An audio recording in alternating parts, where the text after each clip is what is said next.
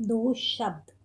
बहुत समय पहले की बात है। एक प्रसिद्ध गुरु अपने मठ में शिक्षा दिया करते थे, पर वहाँ शिक्षा देने का तरीका कुछ अलग था। गुरु का मानना था कि सच्चा ज्ञान मौन रहकर ही आ सकता है, इसलिए मठ में मौन रहने का नियम था।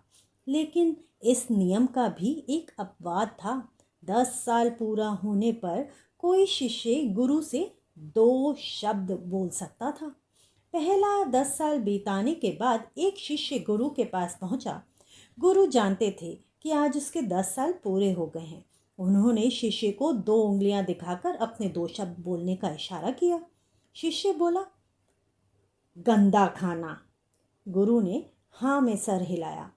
इसी तरह 10 साल और बीत गए और एक बार फिर वही शिष्य गुरु के समक्ष अपने दो शब्द कहने फिर पहुंच गया।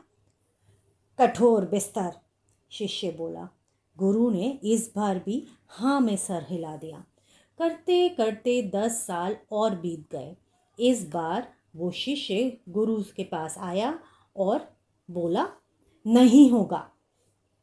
गुरु बोले, जानता था, और उसे जाने की आज्ञा दे दी।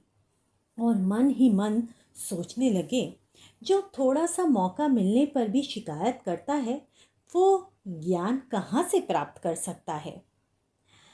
दोस्तों, बहुत से लोग अपनी कम शिकायतें करते हैं, अपना जीवन सारा इसी शिकायतों में बिता देते हैं। उस शिष्य की तरह अपना लक्ष्य भूल जाते हैं।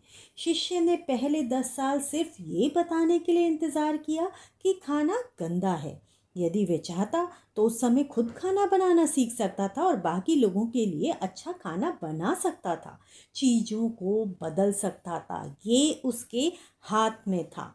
हमें भी यही करना चाहिए, शिकायत ना कर कर उन चीज़ों को सही दिशा में लाना चाहिए। शिकायतों का पुलिंदा खोलने की जगह हमें खुद वो बदलाव करना चाहिए जो हम दुनिया में देखना चाहते हैं। गांधी जी ने भी यही कहा था, be the change you want to see in the world. पाए खुशियाँ अपार, गाएं पाले अपने द्वार, सदैव प्रसन्न रहिए। याद रखिए, जो प्राप्त है वही पर्याप्त है।